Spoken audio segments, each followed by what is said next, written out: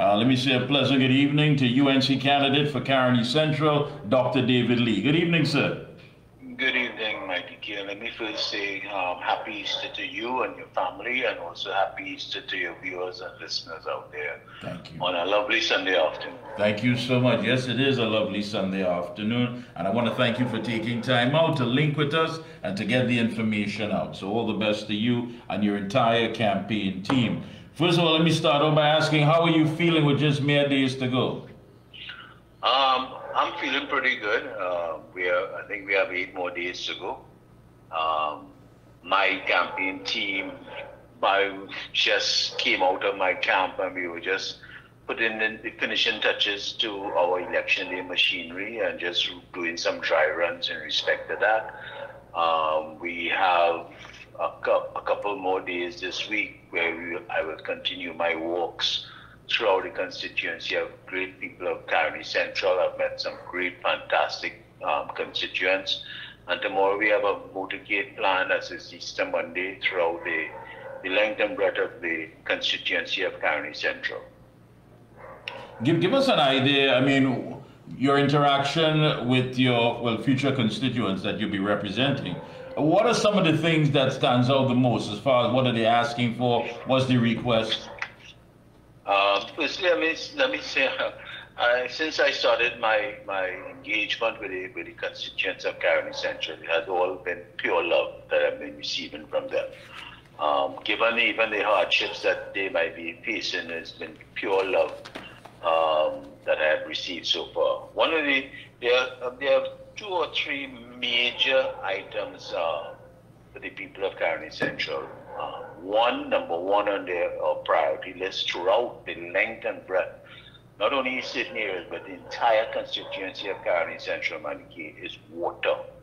That has been one of the biggest concerns or issues, hardships facing the people of Caroni Central. And I just want to elaborate.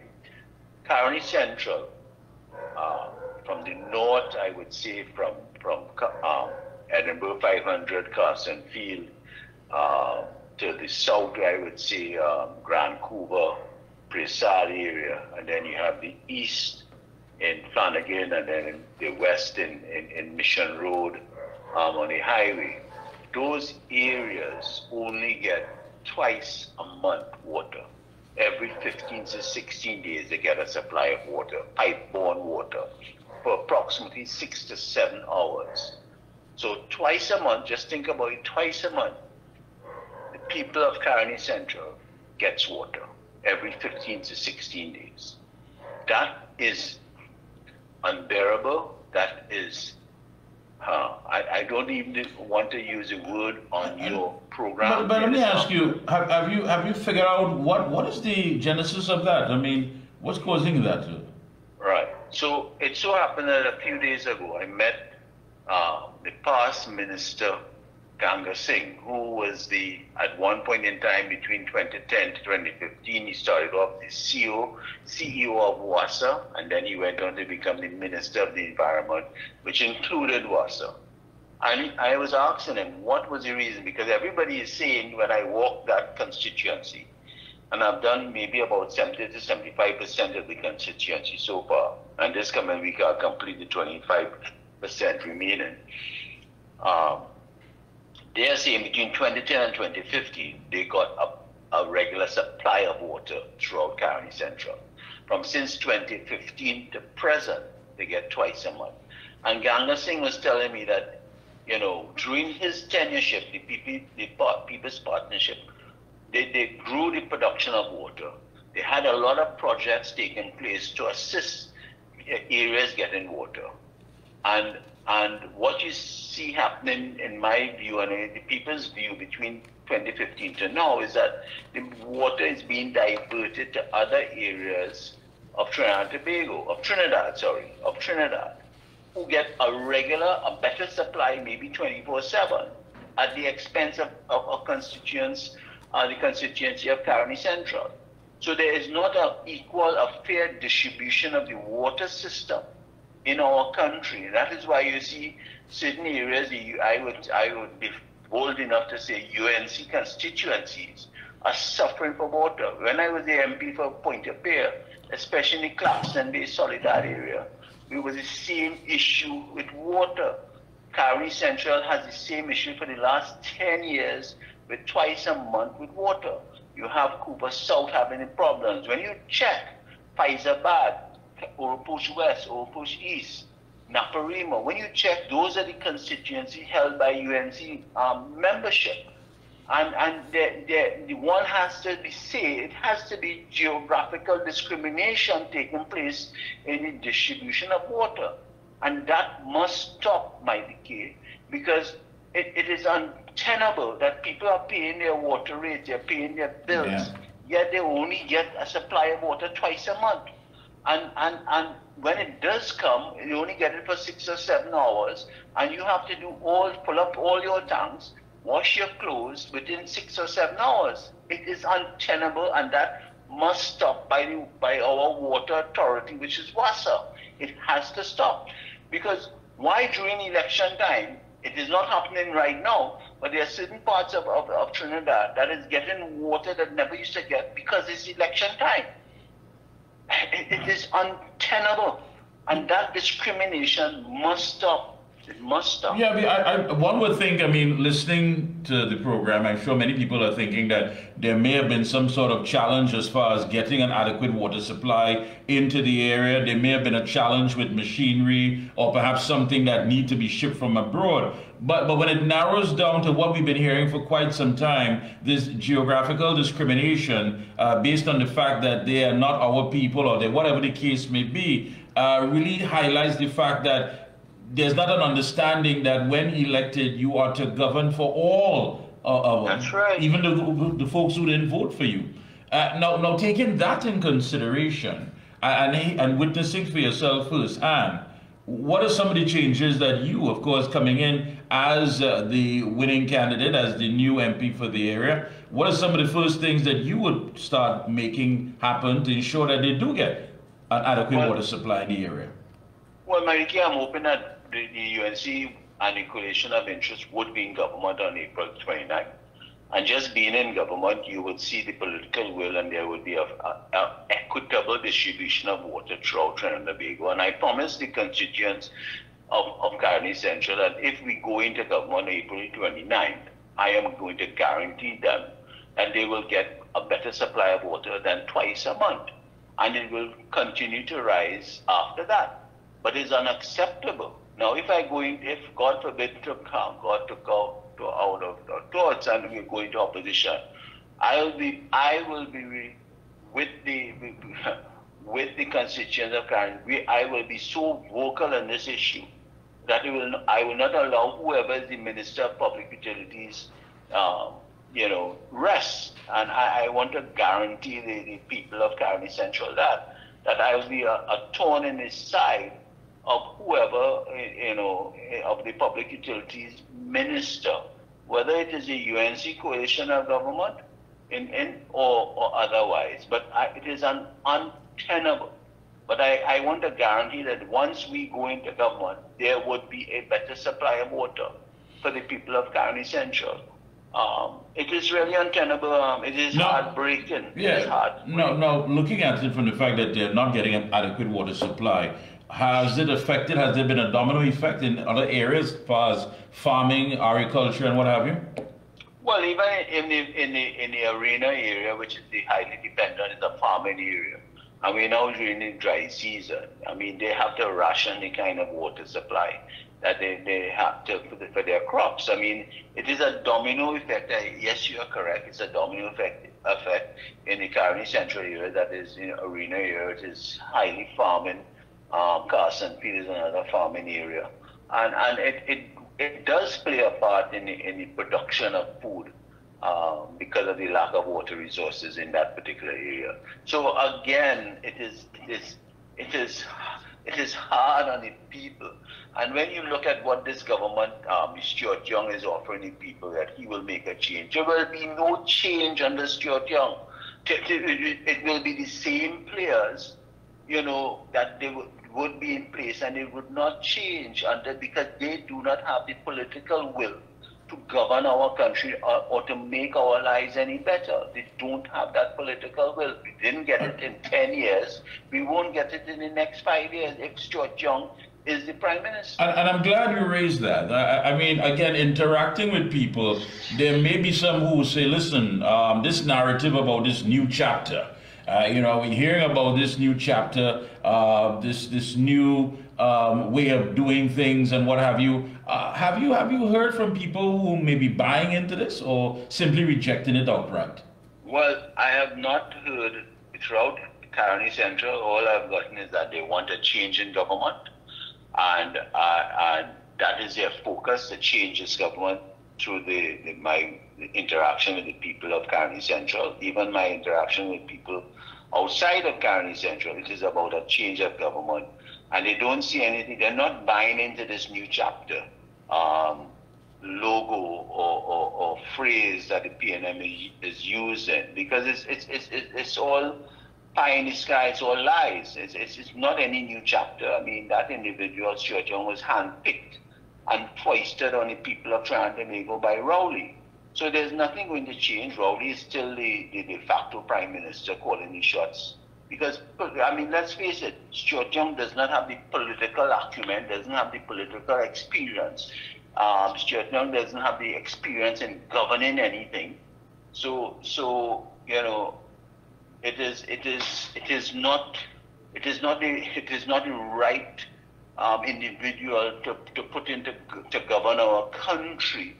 Our country needs experienced leadership. Yeah. People like who have a proven track record, like Kamala Persad. She did it with her team in 2010 to 2015, and she will do it again on April 29th for the next 5 years and beyond. Now, you are the Shadow Minister of Energy, and I need to ask you that the 100-page document, which makes up the PNM's manifesto, there's a promise initiative to balance domestic energy security with export competitiveness, ensuring sustainable gas production, supply chain efficiency, domestic petrochemical production, and liquefied natural gas, which is LNG, export capacity and infrastructure with stable supply, competitive pricing, and increased local value added before export. Did we miss something here? Did our energy sector have a big shift sometime in the past 2 or 3 days? Because many of these things will require, of course, the same global market in order to have the export competitive that they're looking for. And of course, there needs to be a great supply of what needs to be there in order to even have the domestic petrochemical production. What say you, pie in the sky or just simply verbal acrobats? Let me put it this way, that wordy sets of sentences and words, that meaty sets of words and sentences that you just used from that PNM manifesto is just all hogwash. I mean, those are my words, right? It's a lot of cuckoo. It's a lot of cuckoo. Because they were in control of our energy sector for 10 years. They did nothing in our energy sector for 10 years other than play with Maduro in the hope of getting the Dragon gas field going. And then when that was a bit shady, they started to look at the cross-border with Mannequin and Coquina and so on. But it's all, they neglect, and I keep saying it, for the last 10 years, this PNM government, led by Rowley and Stuart Young, have neglected our drilling and trying to get our production up in our own territorial waters for the last 10 years. They have neglected our own territorial waters. If they had done both, meaning that they had ramped up our exploration within our own territorial waters, and also deal with the Maduro government, we might be in a much better position today. What they did is they spent the last 10 years dealing and dancing with Maduro at the expense of the people of Trinidad and Tobago. And we must never forget that. They destroyed Petrotrin, this PNM government. They shut it down, so we lost our fuel security. We have to purchase our own fuel using our scarce U.S. foreign exchange resources to buy finished products in the open market at the open market prices to sell in our local gas stations. They have destroyed our oil production, and gas production has been at the lowest producing since we got into oil and gas. It is the lowest under any for more than 100 years. And Stuart Young and Rowley is now coming to tell you they're going to do it any better. They destroyed our energy sector in 10 years. How are they going to improve in the next 5 years? What are they going to do different than they did in 10 years? Are they going to go back and dance with Maduro again if you give them a chance? Or hope that the Trump administration lifts the sanction or plays with Maduro and hope at the expense of our standard of living in Trinidad and Tobago? They destroyed, Rowley and Young destroyed our standard of living over the last 10 years, and we're going to give them another, and people are saying, they're asking you to give them another 5 years to what? To bury us? Yeah, I agree with you on the sense that one would think that if the Dragon gas deal is dead, I mean, we all saw what took place there, but there were very few options that were mentioned as far as what would be the contingency plan moving forward, and yet still there's nothing in the manifesto that is laid out by the current administration that shows that is the path that we're taking, and that's the direction that we are going to in order to rescue what's taking place in the energy sector. I mean, as far as savings and management and so forth, we're not hearing those things. When you look at their manifesto, it is just words that they're using to fool the population, and I have to keep repeating. They broke all their promises in their past 2 manifestos. They did nothing for the country. When you look at Kamala Prasad Bissasa's mini manifestos, it's very clear, concise, and to the point, where we said that we will not bring back property tax. We will have a dialysis center. We will have health centers 24/7. We will not put taxes on your pension. We will ensure that your pension is protected. It is clear. It's clear. And Kamala Prasad Bissassa did it in 2010 to 2015, and she will do it again. So that I listened to a video, a taping of Stuart Young, and saying, I don't even, he's saying that the UNC government is offering public servants and police officers to start negotiation at 10%. And he is saying in that video, and the PNM is offering you to start at 5%. Now, this is the only Chinese I know that doesn't understand maths. If he's saying that 5% is better than 10%, I don't know those maths. He's the only Chinese I know that cannot do maths.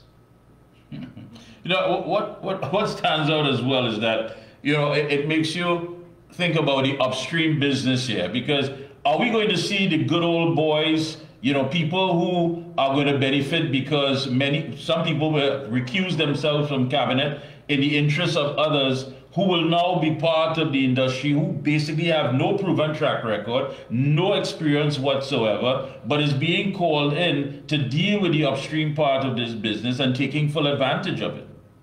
I want to say, Mikee, if the Kamala-led government goes in on April 29th, you will see a better, you will see an energy sector that will be vibrant. You will have a proper local content. We will work with our energy companies to ensure that we can ramp up production and exploration within our own territorial waters, because there is sufficient there here to meet our needs at this point in time. It just needs the incentivization that this PNM government neglected. And all of a sudden, when the Maduro dance failed, they are now coming in the last 3 or 4 months to say they are now trying to ramp up production and incentivize within our own territorial waters, which we kept saying that should have been started since in 2015, a continuation of what the Kamala Prasad Bissassa-led administration did between 2010 and 2015. That is why we were able to survive over the last 10 years based on the work that she would have done in the energy sector. So you see, government is a business. I keep saying government is a business, and we have to build on each administration, not destroy the administration's work. So that energy is our lifeline, our greatest source of revenue.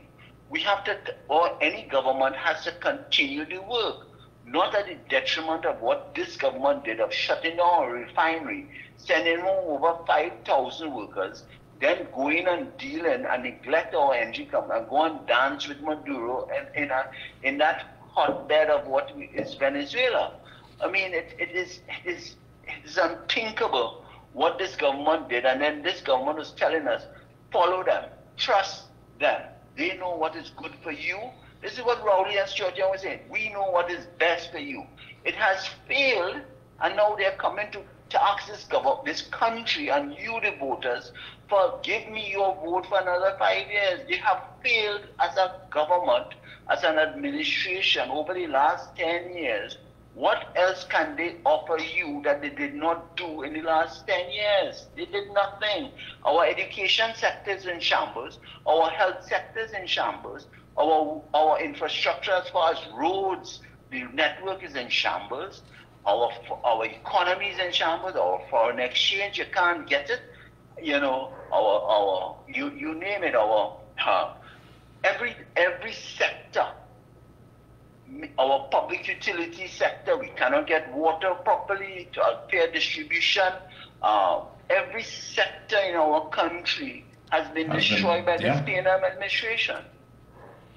And you're so right about that. And looking at so many things that are taking place and just mere days away, the choice has to be made by the citizens once and for all, whether they want to continue or they want to usher in good governance once again into this country, led by Kamla Prasad-Bissessar and the UNC. So, my friend, any closing comments? Go ahead.